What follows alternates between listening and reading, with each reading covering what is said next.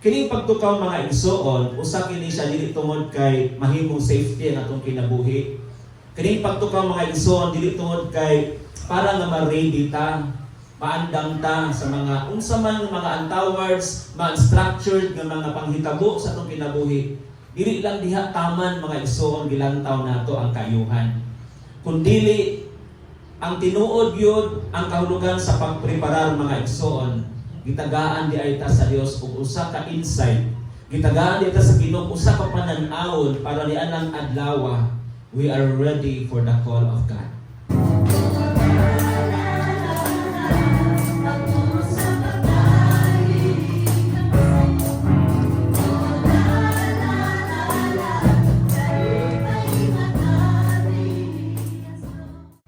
So now I would like to begin this message starting with this question.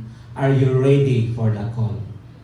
Andam bata mga igsoon sa pagtawag o sa pagtingog sa trompeta mga igsoon. Then as we are going to meditate the message of the song ganiha nga ningon diri nga, are you ready for the trumpet? Are you ready for the call? Usa kani siya kapangutanan mga igsoon nga pwede nimong tubagon sa imuhang paglingkod diha karon. Andam na ba ka sa pagtigog sa trompeta? Daghang kayo kining mga pangutana mga igsoon, makadungog ba ka? Makadungog ba ta sa pagbudyong sa trompeta? O kung dili ta makadungog mga igsoon, unsaon nato pag-response kung di ta makadungog? Muna ang mga igsoon nga ang pulong sa Ginoo karon dili lang sa matag semana, sa matag Domingo, gisgutan, giwali, gitudlo ang pulong sa Dios. Nganong gitudlo ni siya kanunay mga igsoon tungod kay gusto ang tag-iya sa tong kinabuhi nga kitang tanan mahimong alerto 24 oras. Dili lang panahon sa adlang Domingo mga igsoon, kundi sa tanang panahon aron nga kitang tanan mga igsoon makauban nato sa atong celebration. Mao ang hari sa tanang mga hari, Ginoo sa tanang mga Ginoo. And this is a very important celebration sa mga tanan ng mga pinili sa Dios. Mao ni nga sa tanan ng mga Advent mga igsoon nga ato ang i-prepare para sa Ginoo, kundi dapat natong tagaan og pinakadakong major subject na dapat natong ipasa. Dapat natong kuhaan og research. Dapat gugulan nato og panahon mga igsoon gaano talaga ta kahanda. Munay pangutana diha, no? Gaun sa ta kahanda mga igsoon? Are you ready? No? Are you ready mga igsoon sa mga butang nga dapat nato pang sagubangon? Uncertain taan ang mga butanga, muna hinungdan mga igsoon nga kinahanglan ta mo prepare. Those who are uncertain sa atong mga kinabuhi, tagaan atong panahon aron mahimo tang preparado kanunay. Amen? Are you ready for the call? Are we ready? Ready gaano ta kahanda mga igsoon? Matod pa sa mga sa DRRM, gaano tayo kahanda sa mga sakuna na pwedeng posibleng dumating sa ating buhay? Pwedeng darating sa ating buhay. Gaano ta kahanda mga igsoon? Para mahanda ta mga igsoon, don't stop meditating the Word of God. Don't stop studying the Word of God. Hallelujah. So para mahanda ta mga igsoon na atay mga tulo ka mga butang ang atong isgutan karon, kinahanglan mga igsoon according to the verse Revelation chapter 19 verse 7 to 9. Gitawag ni siya atong unahon gyud mga igsoon kining preparasyon. Dili ta pwedeng moingon nga kanang paghanda ta kanunay. Pwede din ka maingon nga ang atong kinabuhi, ang atong espirituhanon mga igsoon, ready na. Kung dili ta mga igsoon, prepare. Dili gyud ta mahanda gyud kung dili ta ready. Ikaduha kaning gitawag nato purity, and ikatulo kaning proclamation. Tulog gyapon ni siya kapi. So, unahon nato mga igsoon, unsa nato pag-prepare? Kung atong basahon pagbalik mga igsoon ang Revelation chapter 19 verse 7. Ningon diri nga maghugyaw og maglipay kita. See? Unsay gini gipasabot mga igsoon sa teksto. Right? Sa eschatology mga igsoon, kining maong event, ang pinaka-importanting event sa mga Kristohanon, there is the marriage supper of the Lamb. Dili gitigo mga igsoon, as you can see and remember sa gisulti ni Jesus sa Matthew chapter 24 and chapter 25. na sa katapusang mga adlaw gilibay sa Dios ang kalibutan sa wala o sa tuo, sa iyang wala ang mga kanding o sa iyang tuo ang mga karnero. So sa ato pa adunay gipili o adunay wala pilia. Nanay uban nga gisangyawan na to magdumili pa dili mo response mga igsoon. Dili ta matingala ana. Do not question about that because it is been stated in the book of God, in the book of Matthew mga igsoon, Jesus Christ himself. So sa una pang panahon padaan mga igsoon, do nagyoy mo unsa man mo disobey. Do nagyoy mo balibad.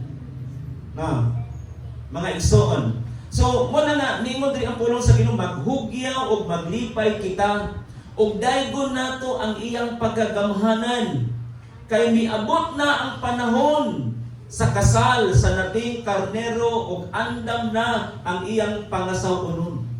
Kinsa man ang pangasaw-unon? This is the church. Ya ikaw, kita din ang church, din ang building mga igsoon.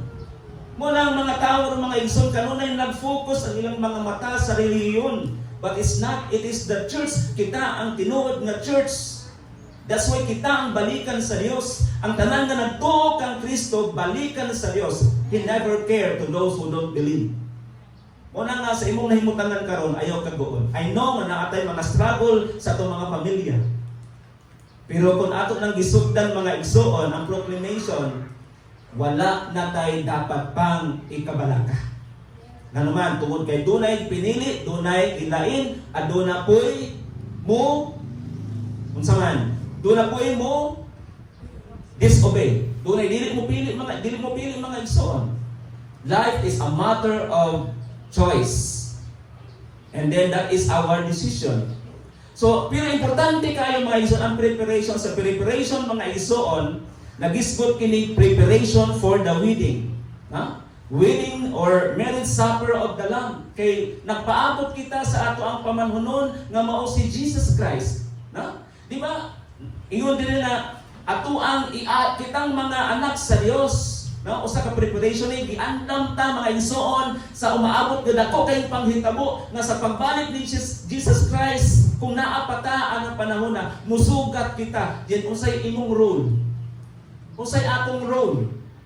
Unsay ato ang papel? Ang atong papel is to usher. Unsa may role sa mga usherette o sa mga ushers? Di ba? Unsa may role nila? Di ba? Magbantay o mag-abi-abi sa mga dumuluong. Amen. Di ba? Mula nga kung ang tao mga igsoon, bastante sa pag-abi-abi, magbalik-balik yun na. Pero kung dili ganit nato abi-abihon, o niya kita na po'y ka-abi-abi nga mga kaila, mga bagong nanulong sa church, di nato abi-abihon, kita rin gabi-abi sa itong kaugalingon, nakapabali ay sunod. Amen. Nakuha na ito ang punto. That is one thing of preparation. Because ang ato ang kinapod mga igsoon, kung atong family na same na dias Ginoo, then we have to move forward. Bulakang ta aron nga ang preparation sa preparation mga igsoon, i-prepare nato ang ato ang kinabuhi as a bride. As a bride, kitang mga pangasunon ang mga bride. Right? Ya andam ta mga igsoon nga mo serve sa atong pamanhunon. We are waiting for the turn. We are waiting for the time. We are waiting for the perfect time. Ang perfect time mga igsoon hapit na. Daghan ng mga senyalis mga igsoon atong nadunggan, atong nakita mga igsoon. Hallelujah. Usahay ko dito ta makatuo kung tinuod makini kay daghan na kayong mga prank karon nga atong makita. Pero dili mga igsoon, nasulat sa Biblia, ang Bible will never prank. Ang pulong sa Ginoo dili gyud mahimo mo prank mga igsoon. Hallelujah. Diha sa atong pagprepare mga igsoon, kinahanglan nga ang tanan nga nagkugi og pag-prepare, wa gyud lami mga igsoon pag-prepare pag dili ta involved. Amen. Nakuha na to? Ganahan ba mo prepare kung wala kay gisangon? Di ba? Ang atong buhaton anak, may ngunta nga, maglingkod rata, magpaabot sa tag-ingnon, kay wa man tag-assignan. Nakuha na to? So kung ikaw kabalo na ka sa imong role, na samtang nagpaabot ka sa pagbalik ni Jesus Christ, mo ko na imong buhaton. So sa may atong buhaton, samtang nagpaabot pa ni Jesus Christ. First one, maghugyaw o maglipay kita, dili ni kalipay sa kalibutan mga igsoon. At kung asa ka nitong hudya ka, tuata, it's not. Kaya ang pulong sa Ginoo mga igsoon, God is holy. Busa ang tanan ng mga pangasamunon, mahimong balaan po di atubangan sa Ginoo. O ang tanan ng mga buluhaton, may kalambigitan sa trabaho sa Dios na bilang usa ka dagong balaan o gibalaan sa Ginoo. Mo ni dapat, so dapat karon na anata sa end times. Everybody say end times. Naatas katapusan, dapat ang atuang pagpangalangad sa Ginoo dili on and off, dili urong sulong. Dapat atong i-train ang atong mga kinabuhi, that is one thing of preparation. Ang atong preparasyon mga igsoon, murag gamay ra kaayo. Murag dili ta excited nga moabot ang pag-abot sa pabalik sa Ginoo. Nganuman, mao ra man pus gihapon ang atuang performance. Dapat energetic ta. Dapat ang atuang pag-prepare sa Ginoo mga igsoon kalabang nasabtan nato nga usa di ay ko sa mo prepare tungod kay ako usa sa balikan sa Ginoo. Kay ako usa sa bride sa Dios. Amen. So dapat excited ka. Inanay mo dapat excited ba ka? Ha? Dili ta mahimo excited mga igsoon kung wala ta kabalo sa atong responsibilidad. Mura gyud tinuod. Ha? Ako mga igsoon pag-abot sa Sunday, labi na kung ako ang tukang nga mawali, mag-prepare na ko dayon. Mag-prepare ko sa mga kalantahon, mag-prepare ko sa slides, na? Unya akong ginambuhaton para sa kanilang sa Ginoo. Akong gimunauna ang akong gibuhat para gyud sa Dios tanan dili para sa tao. Kay kung una-una ako nga para sa tao, makuan mo ko. Maluya man ko. Kay nga naman ay mga tao ron mga igsoon nga dili mo appreciate, di ba? Ug mao na tong buhaton nga mag-prepare tani ay para sa activity mga igsoon. Kung para sa tao mga igsoon, kung walay mo appreciate nato, maluya kita. Amen. Tinuod na. Pero wala na nako una-una ang mga igsoon. Pila na katuig kong nag-alagad sa Ginoo kung gihunahuna pa nako nang kini akong gibuhat para sa mga tao mga igsoon, dili nako mo trabaho anang butanga kay para ra wala man di ay tay acknowledgement. Pero mga igsoon kung nagtrabaho ta, murag ingon ang Colossians chapter 3. Buhaton nato ang tanan para sa kahimayaan sa Ginoo. Amen. Buhaton nato ang tanan mga igsoon para sa kahimayaan sa Ginoo. Labi na kung nakabalo na ta sa atong responsibilidad diha sa Dios. Knowing our responsibility, understanding our responsibility is one way of preparing the coming of the Lord. Kay og dili ta responsable mga igsoon, wala taron din matag Domingo. Napoy duha ka klase mga worshipers. Ha? O di ni arita diri is because natay problema. Kung arita diri is because this is just a fulfillment. No?